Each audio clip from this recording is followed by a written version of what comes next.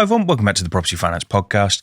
And today I want to talk about the funding triangle. So I was recently talking to a client about this and we were discussing kind of what points you need to hit in order to achieve finance. This is talking predominantly around mainly development finance, but this can kind of be relevant to bridging, buy-to-lets, etc. So if you imagine you've got a triangle and the 3 points on that triangle are experience, assets, and money. So on this triangle, realistically, if you're a first-time developer, you're going to hit 1 or 2 points. Maybe if you're an experienced developer, you're probably going to hit all 3 points. What we tend to find, though, is a lot of clients come to us and they say, well, actually, what points do I need to hit in order to achieve finance? And so if we take it sort of bit by bit. So we have someone who comes to us with experience, for example, but they won't have any assets or money. But because they've got experience, the lenders are still interested in them. And that kind of still gives you a bit of a platform to then go to the lenders and say, well, I've got experience, but for the money side of things, I'm going to have to bring in private investors. For the asset side of things, potentially I may bring in either another family member who's going to come and sort of co-sign on the loan, or the investor might come in and co-sign on the loan. Or potentially we've got a deal at the moment where actually the client's got experience and money, but they don't have assets. But because they've got experience and money, the asset side of things, the lenders kind of said, well, okay, put a bit more money in and then we don't need to take or we don't need to worry as much about the PG. So they still want to take a PG, but there isn't really anything asset backing it. So what we then find is, so that's kind of the experience bit. Then we might have someone who comes to us and they'll say, right, I've got money, but I've got no assets and no experience. Okay, well, fine. Because you've got money, that then means that we can then use that to obviously go and find the assets, and lenders are still kind of quite happy about that. Then you've got people who come and say, I've got assets, but I've got no experience and no money. Okay, well, all of your money's tied up in your assets. Let's have a look and see whether we can raise cash out of the assets. Maybe it's a thing of, actually, there's no cash in the assets to raise out, but you've got an investor on board, so that kind of covers the 2 points. So realistically, for financing, you need to hit a minimum of one of these 3 points. So finance is still achievable on one of those 3 points, but you're going to be paying probably 12, 13% per annum. When you then get to the point of hitting 2 of the 3 points, you're then probably dropping down to 10% per annum. When you achieve all 3 points, so you've got assets, you've got experience, and you've got money, that's when you become kind of the golden goose of clients, and lenders basically throw themselves at you because they look at it and go, actually, based on the fact that you are ticking all of these boxes, we're going to lend out at 7, 8%. And that is when you get into the realms of kind of challenger bank territory, maybe even high street bank territory on development finance. And it just, when you hit all these sort of 3 points, it just means you can save so much money on interest. And also you don't have the added complications of having to find investors, you don't have the added difficulty of having to find the extra experience, you don't have to worry about whether your PG is good enough to support it because you know you've got the assets there. So we were kind of talking through the 3 points, and he raised a good point that kind of no one's ever really spoken about that before. And I thought, well, you know what, let's do a quick podcast episode on it. It's only a very quick one, but it kind of shows you within this triangle that finance is still achievable even if you only have one of these 3 points. And don't get me wrong, we've dealt with clients who have got none of these 3 points, but they've had to bring on either investors to plug the money element of things, or they've had to bring someone in to co-sign the loan, or they've had to bring in a good contractor, a good project manager. So each of these 3 points on this triangle, there is something you can do to bring people in to still tick that box. But when it comes to that kind of golden goose bit that we mentioned earlier, it has to be your own money, your own experience, your own assets. And that's when you kind of get into that 7, 8% territory.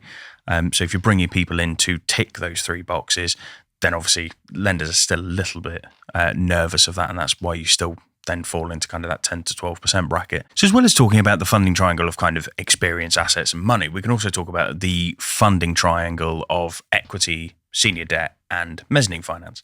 So when we get into development finance, they're kind of the 3 tiers of finance that you're looking at. So obviously senior debt, we've done no end of episodes about kind of how senior debt works, and that's kind of your first charge development finance. So they come in on a first charge, they lend you up to sort of 65% loan to GDV, so loan to gross development value, and loan you up to maybe 80, 90% loan to cost. So that comes in as your first charge. And it depends on kind of what you want to take as to how many of these points of the triangle you hit. But everyone on development finance is going to take that first point. So it's always senior debt that comes in first. If there's a shortfall on your senior debt, what you tend to do is you will then go off in one of 2 directions. And it may be that you use all 3, but you tend to go off in one or the other first. So you potentially may go down the route of second charge mezzanine debt. So what will happen is there'll be a mezzanine lender that comes in, they will lend on a second charge basis behind the senior debt first charge, and they will lend up to 70-75% loan to GDV, and again up to kind of 90% loan to cost. So they will work with the senior debt provider, they'll do deeds of subordination between the two of them, they'll work together, they'll use the same valuation, same QS reports, everything like that, and then they should work together to then provide a sort of blended loan, which should get you up to that sort of 70-75% loan to GDV.